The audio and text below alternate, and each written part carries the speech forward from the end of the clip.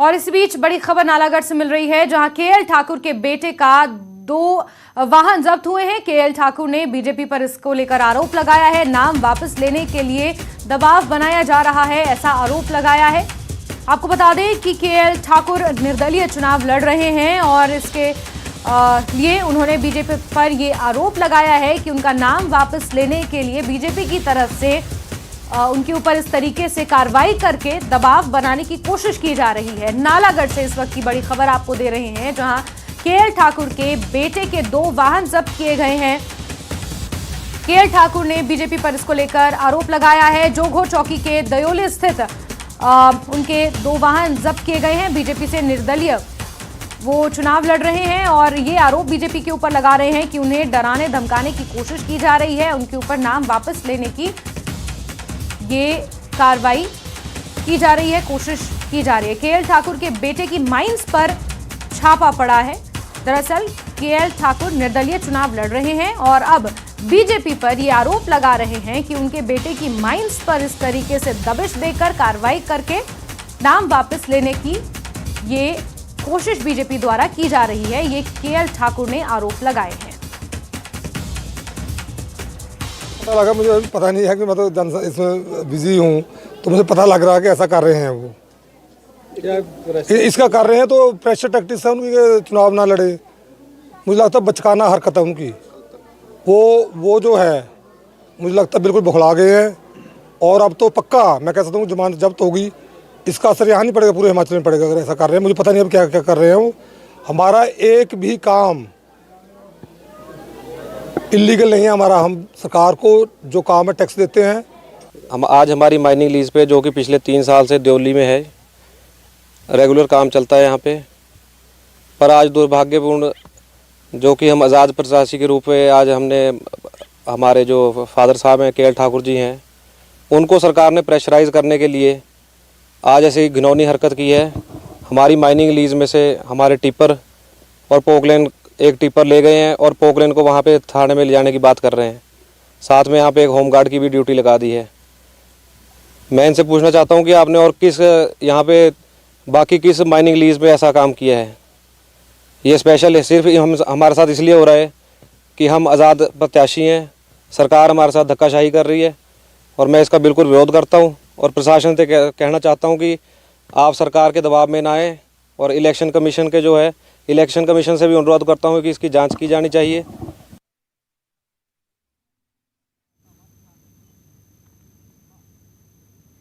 और सीधे रुक करेंगे हमारे सहयोगी जगत बैंस का, जो ज्यादा जानकारियों के साथ फोन लाइन पर जुड़े हुए हैं। जगत, पूरा मामला हमने सुना, लेकिन बीजेपी पर जिस तरीके से आरोप लगाए जा रहे हैं कि दबाव बनाने की कोशिश बीजेपी द्वारा की जा रही है, कोई रिएक्शन अभी तक मिल पाया है बीजेपी की तरफ से इसको लेकर? जगत,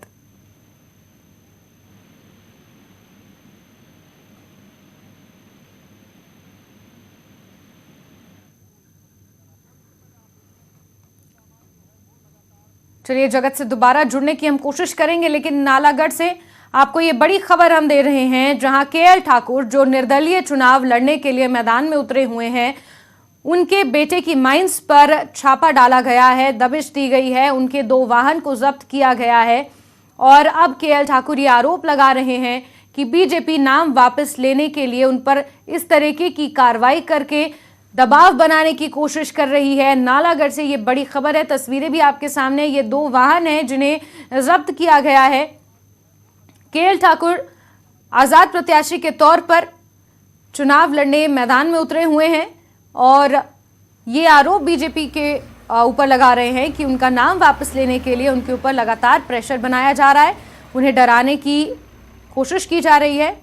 और सहयोगी जगत एक बार फिर से फोन लाइन पर जुड़ चुके हैं। जगत, ये जो पूरा मामला सामने आया है, इसमें बीजेपी के ऊपर कई गंभीर आरोप केएल ठाकुर ने लगाए हैं, तो बीजेपी की तरफ से कोई रिएक्शन मिल पाया है? जगत, यास्मीन, अभी तक बीजेपी की ओर से कोई इस पर रिएक्शन नहीं आया है, लेकिन मैं आपको बताना चाहता हूँ ये कृष्ण लाल ठाकुर जो कि पिछले 10 सालों से भाजपा के लिए काम कर रहे थे और पिछली बार विधायक भी भाजपा से रहे हैं।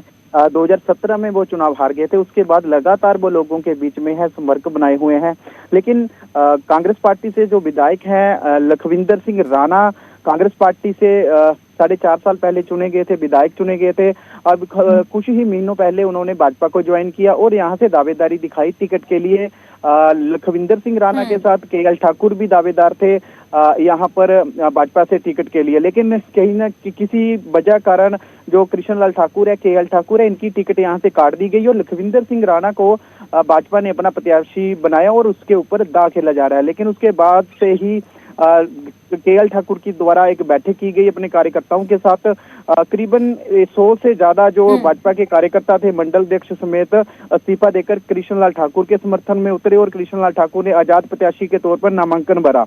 अभी पिछले कई दिनों से लगातार जो कृष्ण लाल ठाकुर है उसकी ओर से आरोप लगाए जा रहे हैं भाजपा पर। सीएम जयराम ठाकुर पर भी आरोप लगाए गए कि उन्हें नामांकन वापस लेने के लिए दबाव बनाया जा रहा है। उनके जो संबंधी है, रिश्तेदार हैं, बेटे हैं, उनके जो कारोबार है उनके ऊपर। जगत, लेकिन यहाँ पर ये सवाल अहम हो जाता है क्योंकि जब नालागढ़ से लखविंदर सिंह राणा को टिकट दिया था भाजपा ने, उसी वक्त केएल ठाकुर ने ये कह दिया था कि अगर लखविंदर सिंह राणा को टिकट मिलता है तो फिर मैं आजाद प्रत्याशी के तौर पर जमीन में उतरूंगा, चुनावी मैदान में उतरूंगा। तो क्या उस वक्त भाजपा की तरफ से मान मुनव्वल की कोशिश नहीं की गई?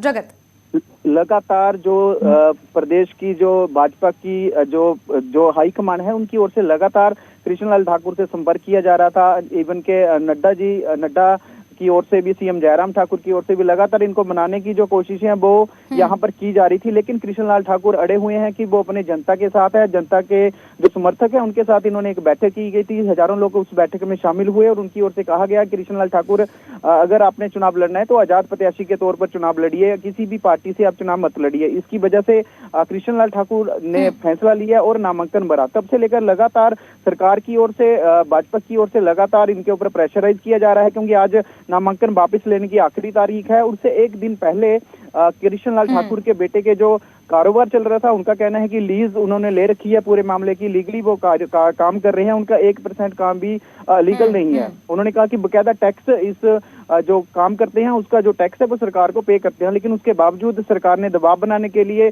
गलत तरीके से उनके जो एक टिप्पर और एक पॉपुलर मशीन को पकड़ा है। हालांकि डीएसपी नालागढ़ से भी हमारी बात हुई थी, उनका कहना है कि ये जो अवैध खनन के चलते टिप्पर और एक पॉपुलर मशीन को जो पकड़ा है वो लीगल माइनिंग थी, दियोली खड्ड से उसे पकड़ा है। लेकिन पूर्व विधायक कृष्णलाल ठाकुर, उसका बेटा यहाँ पर अपने आरोपों को सिरे से नकारते हुए दिखाई दे रहे हैं और सरकार के ऊपर सवाल उठा रहे हैं कि सरकार उनसे नामांकन वापस प्रक्रिया को लेकर ये सारा खेल रच रही है और लगातार उनके ऊपर दबाव बनाने के लिए इस तरह की झूठे जो मुकदमे हैं वो दर्ज किए जा रहे हैं। जगत, एक तरफ डीएसपी ये कह रहे हैं कि इलीगल माइनिंग के लिए ये कार्रवाई की गई है, दूसरी तरफ केएल ठाकुर जो हैं वो इसे चुनाव से जोड़कर देख रहे हैं और क्योंकि वो आजाद प्रत्याशी के तौर पर भी मैदान में उतरे हैं, 10 साल से भाजपा के कार्यकर्ता के तौर पर, पूर्व विधायक के तौर पर पार्टी में वो शामिल रहे हैं, बड़ा जनाधार उनका नालागढ़ में है। कितना असर उनके आजाद प्रत्याशी के तौर पर लड़ने पर नालागढ़ में पड़ेगा? भाजपा के लिए कितनी बड़ी क्षति अगर वो नाम वापस नहीं लेते हैं तो आगे आने वाले समय में होगी? जगत जी, मैं आपको बताना चाहता हूँ, कृष्णलाल ठाकुर एक क्लास ऑफिसर थे आईपीएच विभाग में। उन्होंने रिटायरमेंट से पहले ही इस्तीफा देकर वो भाजपा में शामिल हुए, चुनाव लड़ा, जीते।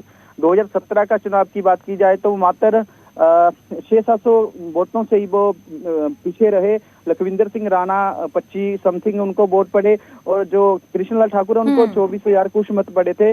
थोड़ा सा ही आंकड़ा इनका था, लेकिन इस बार जो 4.5 साल से लगातार ये लोगों के संपर्क में है, लोगों के जो विकास कार्य हैं इनके माध्यम से सीएम जयराम ठाकुर की अगुवाई में हुए हैं नालागढ़ विधानसभा के क्षेत्र में। लेकिन क्योंकि विधायक कांग्रेस से था, भाजपा से थे, कृष्णलाल ठाकुर लगातार सरकार के संपर्क में थे, रैलियां भी करवाई गई, सीएम के कार्यक्रम भी यहाँ पर रखवाए गए और भी कई तरह के जो लोगों से जुड़ी जन समस्याओं के इन्होंने उठाई और काम भी यहाँ पर हुए हैं। लोगों का जो समर्थन है इन्हें लगातार मिल रहा है क्योंकि टिकट कटने के बाद इनसे लोग लगातार जुड़ रहे हैं। ठीक है, यानी जगत कुल मिलाकर हम ये कह सकते हैं कि मुकाबला यहां पर कांग्रेस और भाजपा का तो है ही, लेकिन भाजपा का मुकाबला अब केएल ठाकुर से भी यहां पर और मजबूत होता हुआ नजर आ रहा है। जगत, हालांकि इस कार्रवाई के बाद क्या रुख रहेगा ये भी आप नजर बना के रखिए, रिएक्शंस लेने की कोशिश कीजिए, दोबारा जुड़ेंगे आपसे, जानकारियां लेंगे। फिलहाल के लिए बहुत शुक्रिया जगत।